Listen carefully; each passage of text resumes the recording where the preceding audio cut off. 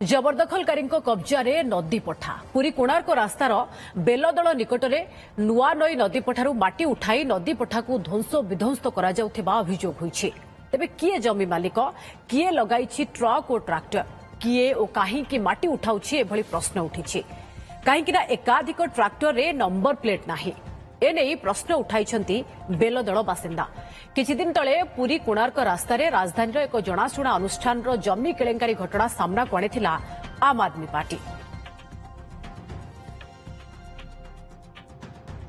जबरदखलकारी कब्जा नदी पठा पुरी कोणार्क रास्तार बेलदल निकटने नुआ नई नदी पठार माटी उठाई नदी पठा को ध्वंस विध्वंस अभियोग होइछि।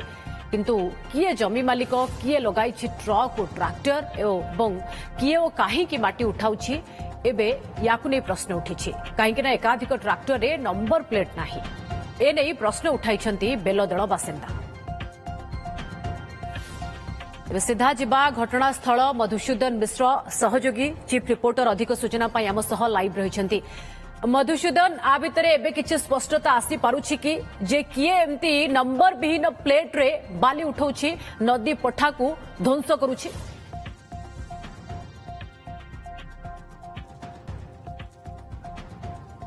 देखंतु दुख विडंबनार विषय होछि बेआईन भावे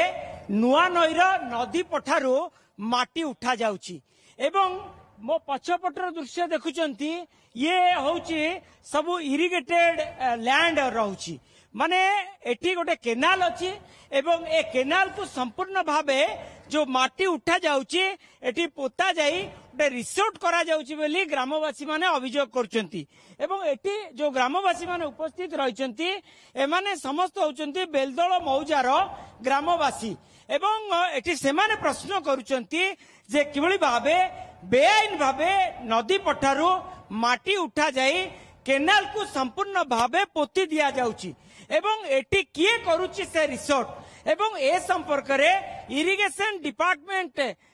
जानतारे करा जाउछि ना इरिगेशन डिपार्टमेंट ए पर्यंत अवगत नाहंती एवं बड़ प्रश्न आसुछि जे 7टी ट्रैक्टर रे माटी बुआ जाउतला जो ट्रैक्टर गुड़िक नंबर विहीन ट्रैक्टर ताकू मध्य मेराइन थाना तरफ तदंत करा जाई से नंबर विहीन ट्रैक्टर कहार एवं केउ मालिकर एवं केउ मालिक निर्देश रे एटी माटी उठा जाई पक्का जाउतला ये गोटे बड़ प्रश्न। आम सहित सरपंच अछंती बेलदल मौजार मो कैमरा पर्सन सोमनाथ देखौचंती किभଳି भाबे आपण देखंतु ट्रैक्टर गुड़िक थुआ जाईची जो ट्रैक्टर रे गोटी ट्रैक्टर रो ही नंबर देखा जाउची अन्य 6 गोटी ट्रैक्टर रो नंबर नहीं तेणु नंबर विहीन ट्रैक्टर रे किभଳି भाबे माटी उठा जाए पोता जाउतला। सरपंच महोदय कहतु जे एटी बेआईन भाबे माटी उठुची एवं बेआईन भाबे केनाल को पोती दिया जाउची सर प्रथम अभियोग सर प्रथमतः कहबी आम पंचायत जोटी गाँ अछि एटा होची प्रमुख गाँ बेलदल गाँ संग्रामी गाँ आपण देखिथिबे केबे जो विरोध माने लड़ीथिले वेदांत विश्वविद्यालय जो जमी नेउथला तो जमी जमारे समस्ते निर्भर करू चाष जमी हम होची प्रमुख तो जलसेचन सुविधा जदि आम बंद करा जाए हुए तो चाषी टे मरी जाए आत्महत्या करुछंती आपण देखिथे विगत दिन रे जे पानी जुगुरु एठी कोन घटना घटुची घटना संपर्क रे कहंतु। घटनाटी सार होची जेतेबेला आमे सुनिबा को पाइलु जे जो अछि जो नदी बंधारक बा जो पानी जो सेशन होची ताकू खोली की अन्य जगह निया जाउची एवं बंद मध्ये करि जाउची जहा फल रे की हम चाष जमी तथा विभिन्न लोक डिपेंड करछंती चाष उपरे एवं जीविका जीविक नहीं नहीं मो जे आपण केउ जगह रे ठिया आइचंती एवं अपर पटे कोन रहिची एवं केउ जगह रो माटी आसी पोता जाउतला अपर पाखे से जो नदीटी अच्छी से नदी पाखे जहाँ दृश्य जना पड़ी जे नदी पाखरु से जिनस आसिक एपटे पोता जाउची तो जेतेबेले नदी पाखरु गोटे जिनस आमे खोलिबा तो निहाती उपाय हमर समस्या हो जिवो घर बाड़ी जमी चाष जमी इत्यादि हमर पानी सहित लीन होबाक जाउची किए पोतुची ए संपर्क रे किछि खबर अछि कि नदी पठारू बेआईन भाबे माटी उठा जाउची किए पोतुची एवं ए केनाल को पोती दिया जाउची ए केनाल जदि पोती दिया जिवो ताला आपनकर चाष जमी संपूर्ण ध्वंस पाई जिवो।